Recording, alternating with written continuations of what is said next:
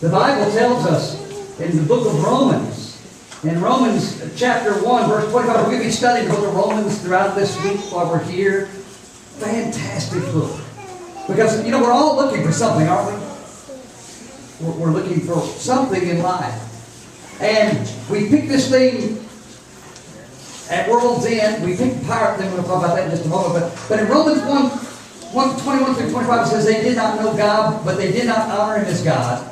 They were not thankful for Him and thought only of foolish things. Their foolish minds became dark. They said that they were wise, but they showed how foolish they were. They gave honor to false gods and looked like people who can die, and birds and animals and snakes. This honor belongs to God who can never die.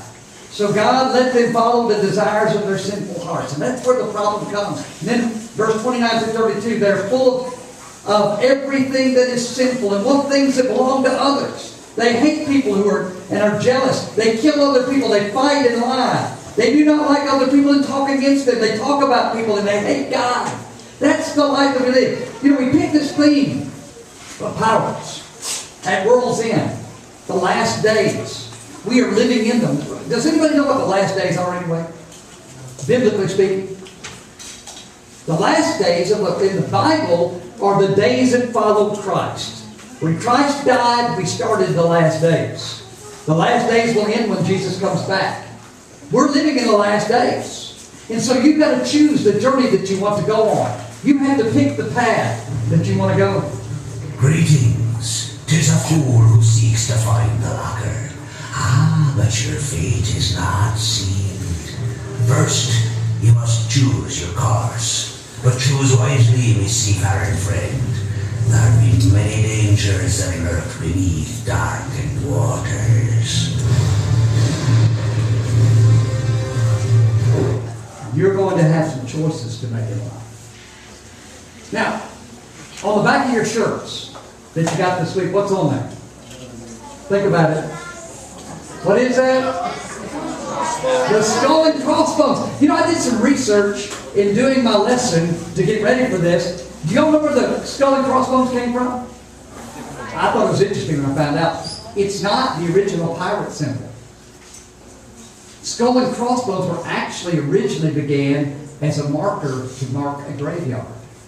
All graveyards would have a skull and crossbones as you entered into it. Of course, skull and crossbones are used for poison. And then the pirates adopted the skull and crossbones as their thing. But you know what it means? Anybody have any idea? It means death is near. And for all of us, that is a reality that we live with every day. Death is near. There's a statistic that has never been broken. 100% of everybody who's ever been born dies. 100%. So us that are living know that we may die. As a matter of fact, Ecclesiastes, he says the living know that they shall die. We know that. We're all seeking things in our lives. There's treasures that we hunt for. There's the treasures for life. Now, there's treasures in heaven and there's treasures on earth. And we seek those treasures and we have to decide which way we're going to go. In this book that we're going to be talking about, in Romans, he said there's a problem that we all face. Is many of us, oftentimes, we pick the wrong thing. The treasure that we seek is sinful things. Anybody know what sin is? Let me tell you what sin is real. It's real. How do we know it's real? The very reason that we put locks on our doors is because we know that people are apt to sin, don't we? Why do they put a lock on the bank vault? Because they're afraid somebody's going to steal it. Why do we, there's sin of lying, there's all kinds of sins. Let's look at some of the sin. Matter of fact, he says, for all have sinned and come short of the glory of God. In the book of Romans, he tells us, and we'll be looking at it in more detail in our classes as we go through this week, but one of the problems that we face as we go through, by the way, he goes on to say the wages of sin is death. The skull and crossbones, death is near. Because sin is present. We're always living with the reality of sin, and therefore we live with the reality that death is at hand. We live in the last days. Now again, there's treasures that we seek, and we're going to look at those in just a moment. Sin is shortcomings. It means, sin is one of us is missing the mark. 1 Peter chapter 1 and verse 16, the mark that we have is be ye holy even as I am holy. And we're to aim for that mark of holiness. We're trying to be what God would have us to be. Isn't that true?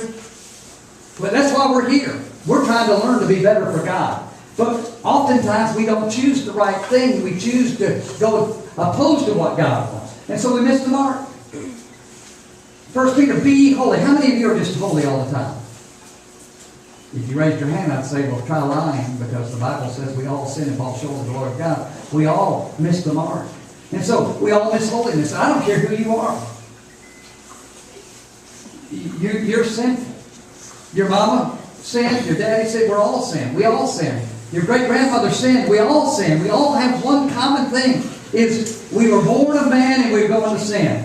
And so we fall short of God's glory. And then sin is rebellion. Any of y'all ever been told to do something and you just say, I'm not going to do it? Well, that's sin. Mom and Dad tell you to do it and you just choose not to. That's sin. Everyone who sins breaks the law. In fact, sin is lawlessness. So when you don't do what you're supposed to do, you sin. The sinful mind is hostile to God. It doesn't submit to God's law, nor can it do so, he says in Romans chapter 8, verse 7. These are things that you're going to find out in this study that we're going to be doing. So there are some of the things that we do. We go after sin, and it's never pretty. Romans has probably the worst description of all of them, but there's several descriptions in the Bible of what sin is and what it does, and they're never pretty. As a matter of fact, in Hebrews 13, he says, but exhort one another daily what is called today, lest any of you be hardened through the deceitfulness of sin. Sin deceives. It tells you one thing, but it does another. Sin will tell you that you need to have this thing. That you're not, there's all kinds of things, Sin says, oh, you'll be happy if you find the treasure. And say, oh, man, if I could just get some money, I'd be happy. Things will be all right. You know what Solomon said? He said, he that loveth silver will not be satisfied.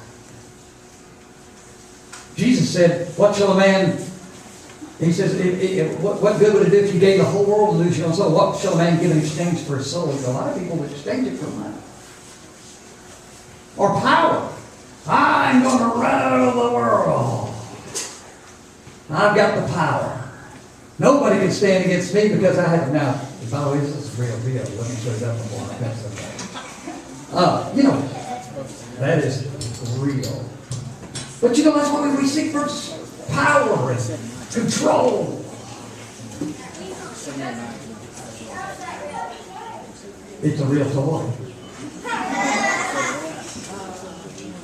We look for the keys to happiness. We think the keys to happiness is having things. We think it's all that, or even this. Aren't you so pretty?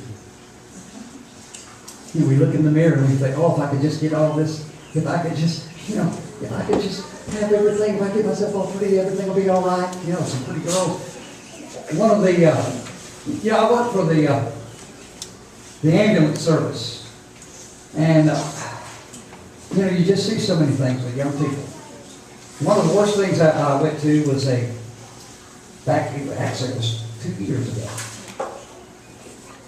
Went to this home of a 20-something-year-old that had committed suicide. She was absolutely a doll, physically.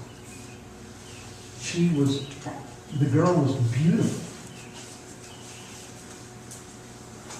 But obviously beauty wasn't enough. But see, sin deceives us and saying, if I look good enough, everything's going to go my way. If I have enough, everything's going to go my way. And we're all that way. We start when we're little that way, don't we? We say, what? And we say, have any of you ever told your parents when you were young, you say, Dad and Mom, if you'll just get me this, I'll never ask for anything again. Have you ever done that? Yeah. Did you? Yeah, you said it a couple times because you never say it once, because when you get what you want, you always want something different. I mean, we all want something. I had one of those spinners. I don't know what happened to it. I was going to bring it tonight. I was going to throw it. I was going to pull it out. You know, even the spinners. I don't know what you did with it. I don't know. Yeah, it was on the dresser. But what I was going to show you is, you know what the spinners do? What are they for? What's that? ADHD. What else? Autism. What else? It's a lie. It is a lie. It is a lie. It is a lie. Because when you spin that thing, it's not an attention definite thing. It's a distraction is what it is. It's distracting. It's taking your mind off something you really ought to be thinking about. Something you ought to be thinking about something else. Yeah, I mean, you spin that thing, what are you thinking about when you're spinning that thing? That thing is spinning. That's what you're thinking about. You're not thinking about your homework. You know, attention deficit disorder. So I'm going to spin a spinner. That's going to help me pay attention more to my homework. Right. It spins and it's distracting is what it is. But you know what? That's what the devil does. He distracts us with all kinds of things. He deceives us. Because he tells us that good is bad and bad is good. As a matter of fact, the Bible says, woe unto them that call evil good and good bad. We living in that age.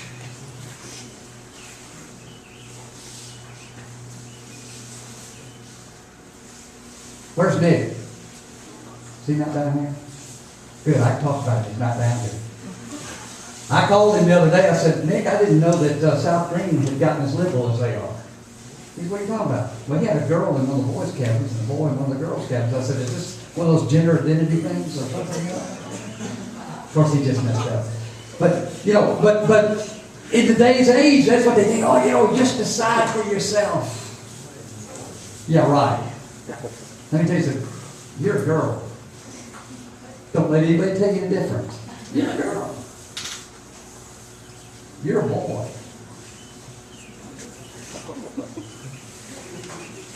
Now, whether you want to get in touch with your feminine side or not, that's, you know, that's, don't be deceived.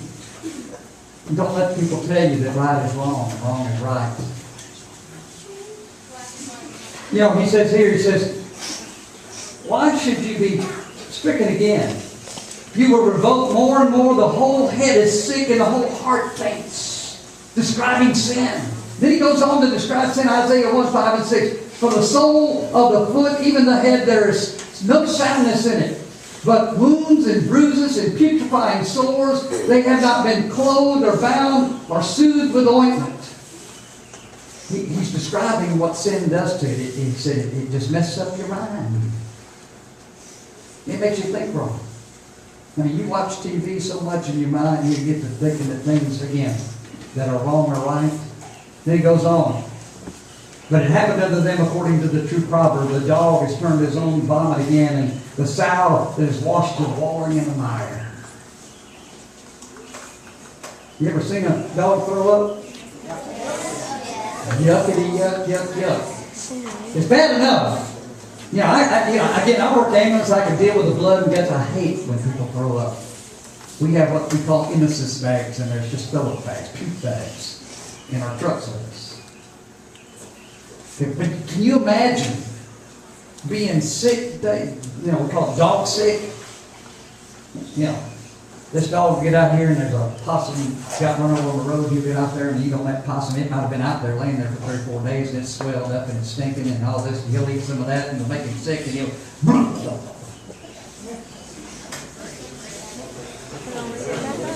But that's not the worst part of it.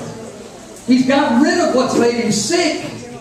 But the first thing he does is he looks at it and says, wow, seconds. And he'll go and lick it up. They will do it every time. Have you ever seen that? They will do it every time. They've gotten rid of that which has made them sick. And they go back and get it again. That's what sin does to us. You know, we get rid of it and we go right back to it again. But the worst description of all is the one that he gives us here in Romans, which is the book we're going to be looking at. In Romans chapter 7 and verse 29, he says, and it almost sounds like a pirate. He says, "Oh, wretched man that I am, who shall deliver me from this body of sin?" What a description. You see, we're dead. We're dead men walking.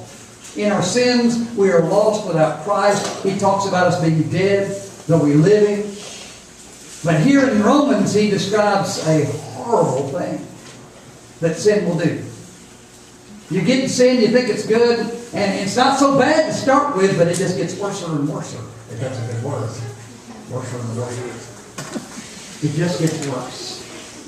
You see what he's saying? He says, "Oh, wretched man that I am, who shall deliver me from this body of sin?" And what he's saying is, he's using a description. He is showing us an old, ancient capital punishment. You know what capital punishment is? That's when you commit murder. Capital punishment is when you die for committing murder. That's, if someone going to the electric chair, that's capital punishment. Or they put you to death because you committed a crime. That's capital punishment. Back centuries ago, the worst punishment you could get, we think of going to the cross as probably the worst. It's not. Paul's describing something wretched. Oh, wretched man that I am. You see, what would happen is you might kill somebody. You might commit murder. By the way, I don't know what's in Scottsville's water, but we have had so many murders in our county in the last 2 years. It's amazing. Well, what they would do is you commit murder. Can you imagine? If you're convicted, they would take the body of the person that you killed and strap it to your hands and to your feet and around your waist and face to face. And you have to carry that dead body around. Arr. And he says, "Oh, wretched man that I am." Why? What happens to a dead body? Starts to rot. And this capital punishment that they would do because of what they had done, this capital, attaching the body to them, the body will literally eat through their body. When a body starts to rot, if you start touching the rotting skin of another person, your body will start to rot. And so it would eat through their bodies until finally it would kill them. Now think about that as he describes. Oh, no wonder he says, "Oh, wretched man that I am. Who will deliver me from this body of sin?" Who's going to cut me loose from this? Why? Because it's eating me alive. Sin is destroying me. Sin is killing me. And so Romans tells us about that. And he tells us, any of y'all ever watch my goodness, I forgot the name of the movie now. The one we were talking about earlier. What was it? What?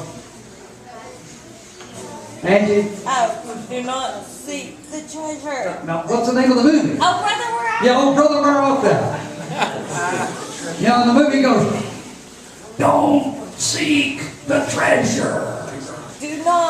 Do not seek the treasure." Well, you know what? This treasure you don't need to be seeking. As a matter of fact, in Matthew chapter 6, 19 through 21, it says, "Don't store up treasures here on earth where moth and rust destroy and thieves break through and steal." Don't get caught up in this, because Paul's going to say here, "Oh, wretched man that I am," it's just going to eat you alive. But he says in verse 20, "Store yourself treasures in heaven where moth and rust does not destroy and thieves do not break through and steal." And then he goes on to say, "Where your treasure is, there will your hearts be also." Whatever treasure you seek, that's where your heart is. If you're seeking boys, that's where your treasure is, then, you're going to be disappointed. Or girls, or money, or power, or fame, or whatever. So what treasure are you going to seek? And you can seek the things of heaven, the light and knowledge and God. The treasure is what your heart desires. Something that you desire deeply. Matter of fact, in James chapter 5, 2 and 3 says, your riches are corrupted and your garments are moth-eaten, your gold and silver are corroded, and the corrosion will be a witness against you that eat your flesh like fire. Sounds like what he said in Romans 7. He says your treasure will eat your flesh. Jesus said, he said, a man's life consisteth not in the abundance of the things which he possesses. And so, you've got to set your hearts to the treasure that you're going to be looking for this week. Whether it be earthly treasure or heavenly treasure, but you're going to pick, you're going to choose. As a matter of fact, the journey to world's end is upon ye. Sure, it be too late to alter course. Tell me, which route do you fancy? you've got to choose a direction that you're going to go in. You're going to pick a way. Now this week we're going to be looking at the treasure that you seek. We're going to be looking at the power that you have. You know, in Romans chapter 1, 16 and 17, for I'm not ashamed of the gospel of Christ, for it is the power of God, the dunamis, the dynamite of God, and the salvation to them that believe, to the Jew first and also to the Greek. We have the power to choose. Now we can get that which is corrupted and will eat us alive. You know, in the last Pirates movie, the Pirates of the Caribbean, and I'm not gonna, it's not going to ruin it for you, but one of the phrases that they have in there that stuck out of my mind over and over again is every time the other group came, they always said, death is coming. There was a group that was trying to kill them. He didn't call them who they were. It was a Spaniard, and he was trying to kill them because he had a curse on him and all this, and trying to get the curse away. But when every time they saw him, what did they say? Death is coming. Death is coming. It's coming for all of us. And so, you know, in one of the lessons we're going to talk about death, men do tell tales. And we're going to look at that in our lessons. We're going to look at how that he talks about in Romans, how that one being dead yet still speaks. Your life speaks. What you choose is going to tell which direction you chose. You've got to pick a path. That's Davy Jones, by the way, that's doing that talking there. Davy Jones, Locker, you know him. That's the pirate, Davy Jones. But you've got to pick a path. And the path you lead will lead, whatever decision you make has an end to it. And you've got to pick it. And that's one of the things you're going to study this week as we go through the world's end. By the way, I did some other research on pirates. You know, pirates really do get a bad rap. But you know, as I was doing my research on pirates, I found out that most pirates weren't lawbreakers. I know, you didn't know that, did you? Most pirates were actually commissioned by the country that they got to, that they were patriots from a country. Actually, most of them were just out for the money. But they were commissioned from a particular country to go and destroy the merchant ships that were coming from another country trying to take over the lands where they were, and they were given permission. Their pay was whatever you could get from them by destroying them and keeping them from invading our territory. That was yours. So they were doing it as agents of a government.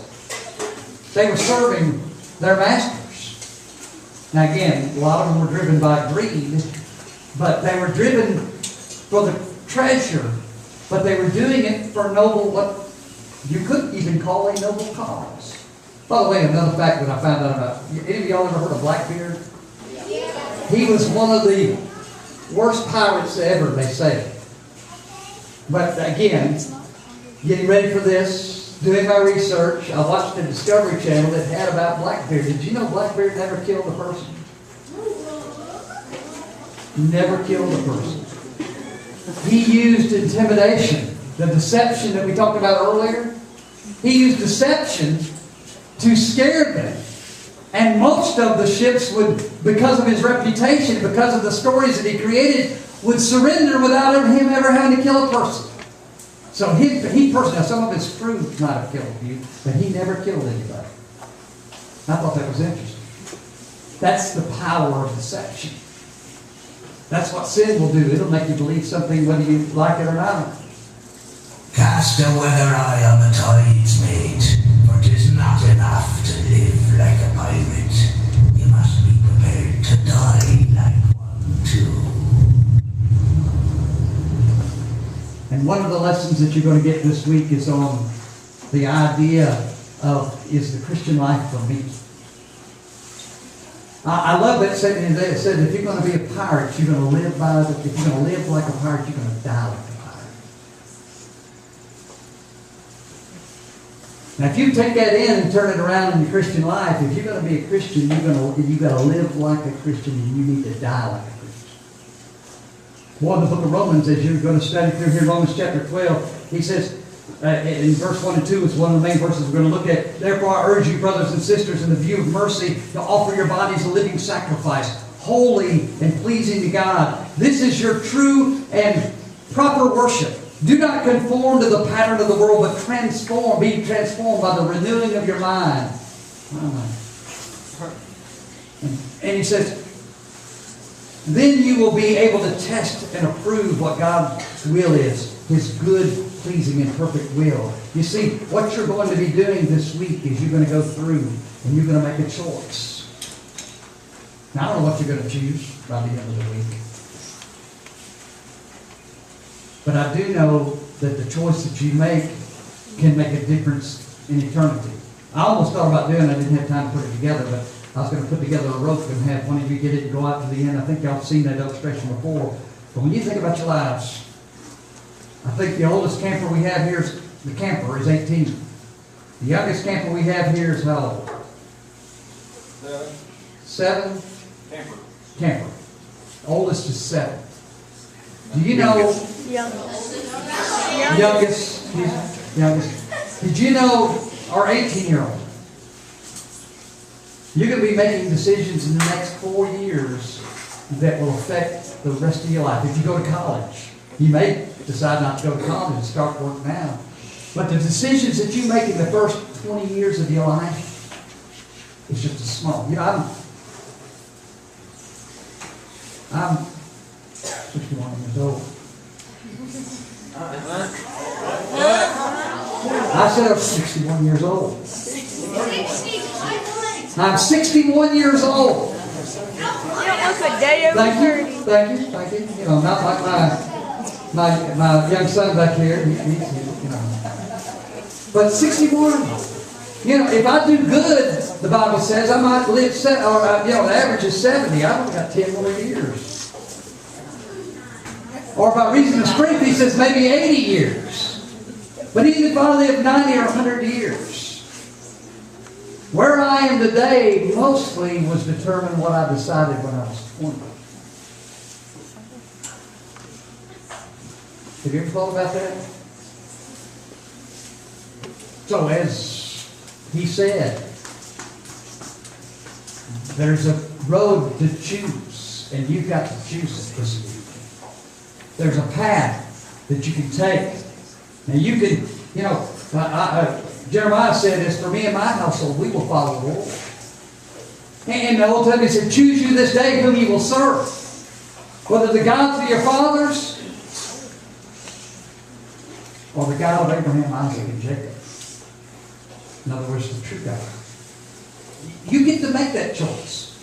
You know, one of the things about life is nobody can, you know, your parents make you do some things, but ultimately, you can do things and still rebel.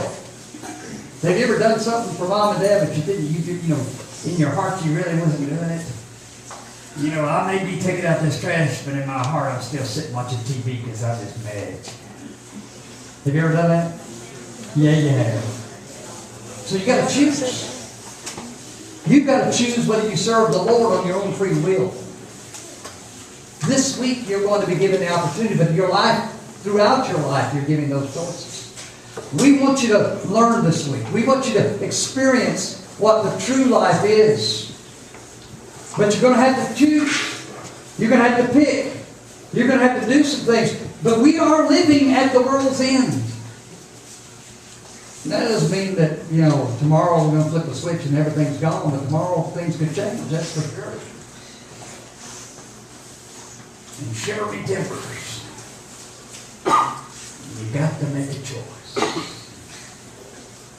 Now this week, every night this week, we're going to offer an invitation. If you need to respond to the invitation, we're going to allow you to be able to do that. We're going to give you an opportunity to obey the gospel. You've got choices to make in your life. We want to be here for you. We want to serve you. If we can help you this week, we want to help you. We want to help you make the right choices. But I'm going to tell you, the world's going to tell you to pick some of this stuff. Or a lot of other things. I mean, it's just natural for you to be drawn towards that, isn't it? Whether it be the beauty thing, or the power thing, or the money thing, or whatever thing. I'm going to tell you, when I was growing up, it was easy. I couldn't hardly wait. It was all about things, isn't it? When I was, back in my day, now you got the internet, but in my day, we couldn't hardly wait for the Sears catalog to come for Christmas. Man, the Sears catalog had pictures of everything you would ever want. So you would bend the page down to the things you want. You remember those days? Bends the page down and marks, and your parents would know what you want for Christmas. Because, really life in that time was Christmas and birthdays, and you lived for the next thing where you could get something good, major thing. And then as I got a little older, and the next thing was, boy, I just can't hardly wait until I get into high school. And then I realized what a freshman was. Nothing. Yeah, and then I thought, well, when I get to high school, when I turned 16. Now, back when I turned 16, you got a driver's license. It wasn't none of this learner permit stuff. It wasn't none of this, you got to drive, certain times of the day, and you had to have all these restrictions. You got a driver's license. And I couldn't hardly wait to get my driver's license. I thought, well, if I had my driver's license, it'd be all great. What happened to when I got my driver's license? Man, I got to have a car. Well, I get a car, but, you got to have the sound. So I put me an AM, FM multiplex radio in there with an 8-track tape player. Oh, yeah. They don't even know what 8-track is. I was styling, let me tell you. But when I got there, guess what? Something new. You can't ride by yourself. You ain't nothing else you got to pay to drive down the road with you. But boy, if I only had a girlfriend. Then after I got a girlfriend, by the way, when you date, you get the guys, you get this girl, you think, oh man, she's so great, I could just eat her up. And then you get married, you wish you had. No, no, that's not true. but then after you get through there, though, you get in your car and you get your girlfriend and you think, well, if I could just graduate from high school, everything's going to be great, like graduation. How many of you getting ready to graduate, by the way? We've got several. Did we have any graduates this year? Oh, wasn't that the most sad thing in your life? Oh, we're never going to see some of you. Oh, I love you. Oh, man, you're my best friend. 2 years from now, you'll never see some of that. 99% of the ones you graduated with will be gone. But during graduation, you think it's the end of the world. Then you think, oh, if I just get in college, everything's going to be okay. It's going to be great. I get through college. I'll get out of college. I get through college. One day you say, well, when I get done with college, I get done with college, you say, oh man, now I got to get a job. If I just had a job, you get a job, and you think, man, if I could just get married. Then you get married, and you think, oh man, if I could just have a house. And then you get a house, you think, oh man, if I could just get furniture in this house. And then you get the furniture in the house, you think, oh, we had some little kids. Then you get the kids, you think, oh man, if we could just get the kids out of the house. That's why y'all are here. Y'all think your parents wanted you to come to camp for spiritual things? They just wanted you out of the house. They just wanted some quiet for a week. But then you get a little older and you get your job and you go through and you think, well, if I could just retire. And then you get retired and you think, oh boy, if I was just young again. Let me tell you something. Life consisteth not in the abundance of the things that you have.